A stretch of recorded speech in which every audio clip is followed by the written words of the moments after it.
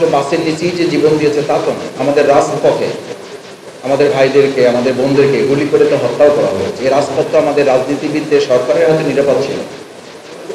শুধু বাস চালক না, শুধু ট্রাক চালক, এই রাষ্ট্রের পরিচালনায় যারা চালকের দায়িত্ব পালন করেছেন বিগত 15 বছরে তারা এই রাজপথকে আমাদের সাধারণ মানুষের জন্য তারা এটাকে অনিরাপদ করে তুলেছিলেন। এবং সর্বশেষ জুলাই আগস্টের গণ অভ্যুত্থানে এই রাজপথেই তো আমাদের ভাইদেরকে গুলি করে হত্যা করা হয়েছে। আমি এই জন্য বলছি যে নিরাপদ সড়ক যাওয়ার সাথে আমাদেরকে নিরাপদ শাসক পাইতে হবে। নিরাপদ শাসকের জন্য নিরাপদ একটা রাষ্ট্র আমাদেরকে দিতে হবে। কারণ প্রিয়নবী মুহাম্মদ রাসূলুল্লাহ সাল্লাল্লাহু আলাইহি সাল্লাম শুধুমাত্র দেখেন মদিনা রাষ্ট্র বিনির্মাণ করে তিনি শেষ করেন নাই, তিনি রাস্তারও একটা নীতিমালা বিনির্মাণ করেছেন। রাস্তা থেকে যদি কেউ একটা কাঁটা তুলে নেয় তাহলে বলা হয় জান্নাতে যাওয়ার জন্য ওটাই যথেষ্ট। সুবহানাল্লাহ। ইসলাম নিরাপদ সড়কের জন্য কতটা চমৎকার বিধান দিয়েছে। রাস্তায় যেন অযথা দাঁড়িয়ে কেউ গল্প গুজব না করে, পথচারীদের যেন কেউ বিরক্ত না করে। ইসলামের বিধান, ইসলামের বিধান দেওয়া হয়েছে কোন ডান পথে হাঁটতে হবে, কে বাম দিকে হাঁটবে, ঠিক করে দেওয়া আছে।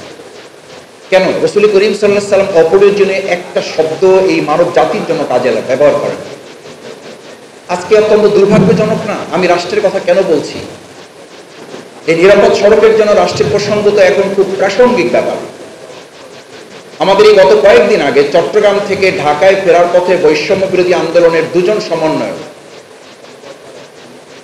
তাদেরকে হত্যার উদ্দেশ্যে আমরা এখন বিভিন্ন সূত্রে জেনেছি তাদের পিছনে ট্রাক লিখে লাগিয়ে দেওয়া হয়েছে রাস্তায় তাদেরকে হত্যা করার জন্য। আমরা ধিক্কার জানাই এবং তাদের বিচার চাই।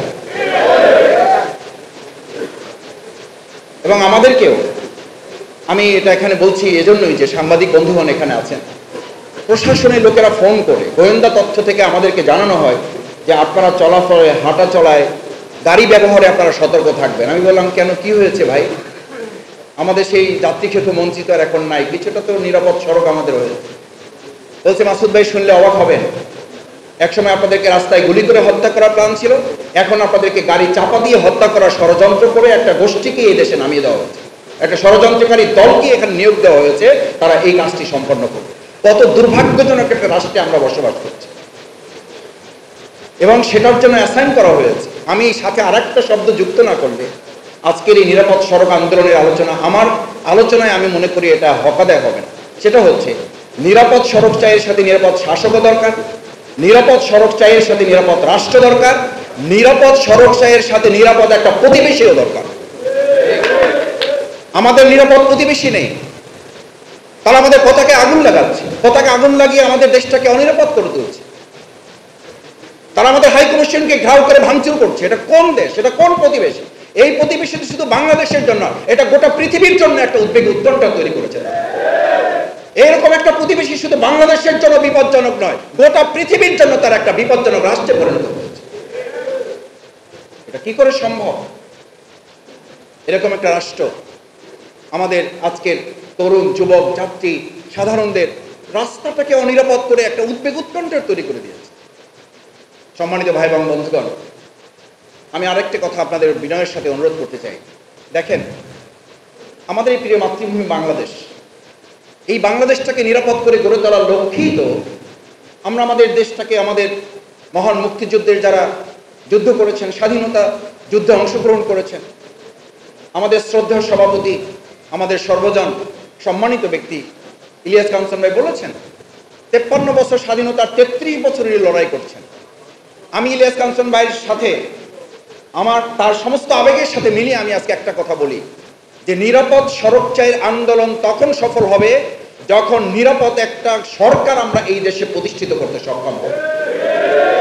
তিনি আক্ষেপ করে বলেছেন যে বিভিন্ন সময় বিভিন্ন সরকার এসেছে, কথা শুনেছে, কোনো কথার কর্ণপাত করে তার বাস্তবায়নের ধারে কাছে যেতে পারেনি। তার যে আজকে যে স্মরণিকাটা আমাদের হাতে এসছে, আমি স্মরণিকাটা দেখতেছিলাম বসে বসে, তিনি যে সুন্দর বাণী ওখানে দিয়েছেন, যে বক্তব্য দিয়েছেন, তার উপরেটা হচ্ছে লেখা ছিল যা শুনবো, যা বুঝবো, তা মানবো। এই কথাটা তো আমাদের শ্রদ্ধেয় ইলিয়াস কাঞ্চন ভাই না, এই কথাটা মহাগ্রন্থ আল কোরআনে, ওয়ালা তাকুলু মা লা তাফআলুন, তোমরা এমন কথা বলবে না যা তোমরা করবে না।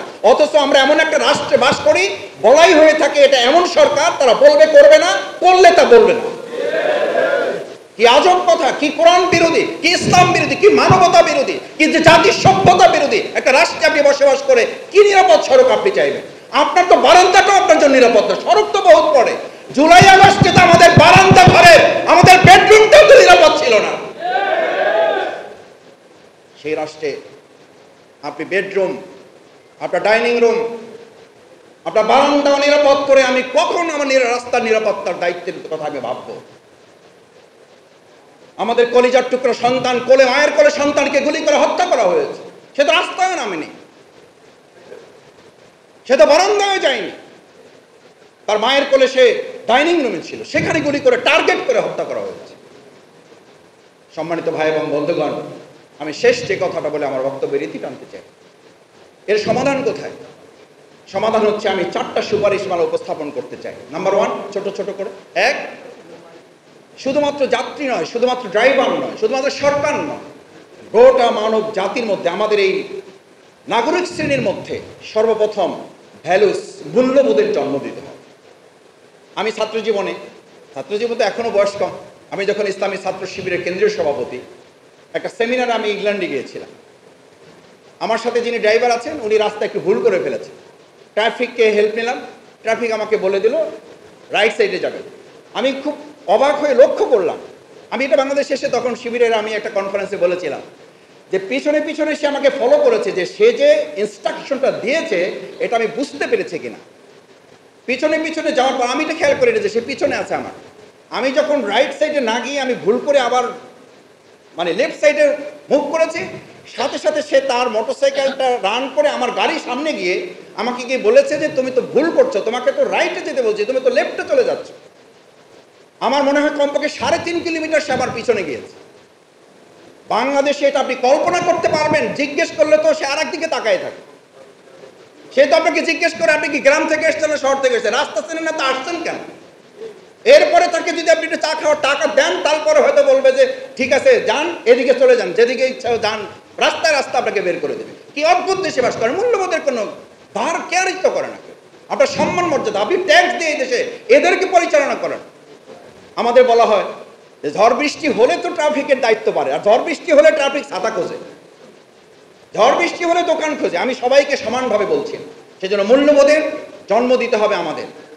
আমরা একটা সময় তো শুনেছি আমাদের পত্রিকায়, আমরা সেই সময় সমালোচনা ঝড় উঠেছিল যে ছাগল এবং গরু যদি চিনতে পারে তাহলে তাকে লাইসেন্স দিতে অসুবিধা নেই। কত বড় নির্লজ্জ একটা সরকারের অধীনে আমরা বসবাস করেছি। মানুষ যেন তো পড়ে, সে তো ছাগল এবং গরু চিনলে তাকে লাইসেন্স দিতে হবে। আর আমি আজকে সুপারিশ করছি কোনো ব্যক্তিকে ইন্ডিভিজুয়ালি লাইসেন্স না দিয়ে প্রাতিষ্ঠানিকভাবে লাইসেন্সের ব্যবস্থা করতে হবে, যাতে ব্যক্তি অপরাধ করলে প্রতিষ্ঠানের বিরুদ্ধে ব্যবস্থা নেওয়া যায়। নাম্বার 3, আমার আরেকটা গুরুত্বপূর্ণ, আমার দৃষ্টিতে গুরুত্বপূর্ণ, আপনাদের কাছে গুরুত্বপূর্ণ নাও হতে পারে, সেটা হচ্ছে আপনি যখন তাকে লাইসেন্স দিবেন, লাইসেন্স দেওয়ার সাথে তাকে মানবিক মূল্যবোধের চেতনাটাকে